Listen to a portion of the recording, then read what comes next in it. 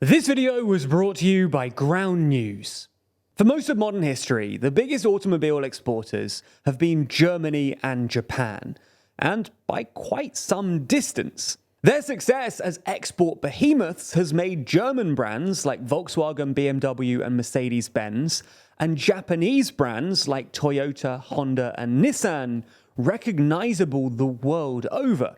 And as such, cars have become part of both countries' economic identities. However, in the last couple of years, China's domestic car industry, and especially its electric vehicle industry, has exploded. And earlier this year, they even overtook both Germany and Japan to become the world's biggest vehicle exporter. So in this video, we're going to take a look at China's thriving car industry, why politicians are worried about it, and what might happen next.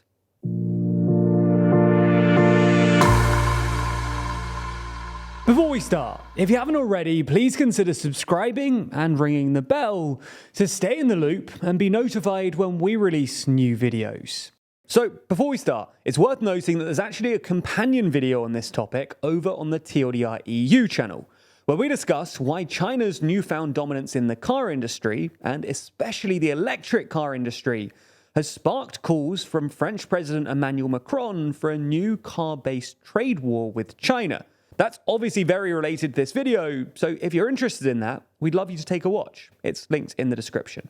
Anyway, let's get into this story. The first thing we should address is why we are, a politics channel, doing a video about cars. Well, it's because the car industry, and especially China's meteoric rise within it, has become a hot topic in geopolitics recently, for a couple of reasons. Firstly, cars are an enormous industry in and of themselves. For many Western countries, cars are actually their number one import, ahead of big commodities like oil. But politicians are especially keen on cars at the moment because the electric vehicle business is expected to be huge in the coming years. Now, the figures vary, but Bloomberg expects that the EV industry is set to be worth $46 trillion by 2050. Politicians also hope that if they grow a domestic EV industry, they can help to nurture other domestic green industries too, like battery manufacturing and green hydrogen production. And the hope is that these industries will provide their countries with jobs and growth, all while reducing strategic dependencies in the new era. This, in turn, is why politicians around the world, but especially in Europe and the US, have become so anxious about China's meteoric rise as an automobile exporter. As I said in the intro, for most of modern history, the two biggest car exporters have been Japan and Germany, by quite some distance, even ahead of other countries like the US, which have large domestic car industries. When it comes to the US specifically, though, that's largely because their manufacturers, like Ford and Chevrolet, mainly sell to their own domestic markets, hence limited exports. However, that's all changed over the last couple of years with the rapid rise of China. Until recently, China exported effectively zero cars. Chinese companies did try to break into the market in the late 2000s, but its combustion engine cars just couldn't compete with the Western behemoths, and the very few cars it did export broadly went to China's smaller Asian neighbors. In the past couple of years, though, that's all changed, and China has suddenly started exporting way more cars. In 2021, for instance, China's car exports essentially doubled, going from about 800,000 to 1.6 million. Then, just last year, China overtook Germany to become the second largest exporter after Japan, and then promptly overtook Japan to become the world's largest exporter of cars in the first quarter of this year, with official figures claiming that China exported 1.07 million vehicles in the period, up 58% from the first quarter of 2022, and about 100,000 more than Japan. And in a sense, these numbers actually downplay China's dominance, because China is even further ahead when it comes to the cars that matter, electric vehicles. That's because China actually became the largest producer of EVs all the way back in 2015, but at the time, the vast majority was sold to China's domestic market. Perhaps unsurprisingly then, Chinese consumers are actually already very keen on electric vehicles, and EVs currently account for about 30% of all vehicle sales in the country.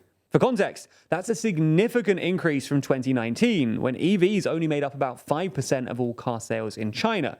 And it's much higher than both the UK and US even today, where EVs account for just 20 and 10% of all vehicle sales respectively. And obviously, this is all despite the fact that Chinese consumers are significantly poorer than their Western counterparts. In 2022, for example, the average Chinese household's income was about 37,000 yuan, or roughly $5,000.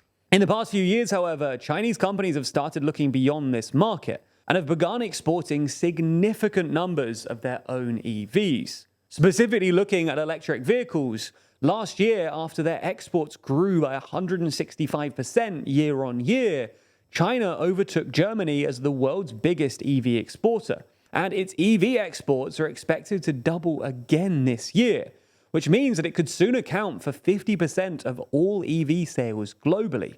So how and why has this happened? Well, China has undeniably benefited here from the war in Ukraine. As Western car companies have withdrawn from the Russian market and sanctions have crippled Russia's domestic production, Russian consumers have turned towards Chinese companies instead. As such, China delivered 112,000 vehicles to Russia just in the first quarter of this year, roughly the same amount that it sold there during the entirety of 2022. It's also worth saying that a significant fraction of China's EV exports come from Tesla, which accounted for about 50% of all of China's EV exports in 2022. This is largely thanks to the gigafactory the company built in Shanghai, which is currently capable of producing about 1.25 million vehicles a year. Nonetheless, domestic Chinese companies are catching up, and 2023 is on track to be the first year where Chinese brands outsell foreign brands in China. Now, these companies, like basically every other big exporter in China, have benefited from generous state subsidies provided by the CCP and China's domestic manufacturing and battery sectors. And that level of investment is somewhat unsurprising. China has an impressive manufacturing base, hence its nickname as the factory of the world. But they've also got by far and away the most advanced battery industry, which is super important for EV production. China produces literally 10 times as many batteries as any other country, accounting for 77% of all batteries produced worldwide. And it basically dominates every step of the supply chain, from lithium production all the way through to cathodes and anodes. This has allowed Chinese companies to be far more flexible than their European counterparts when it comes to batteries.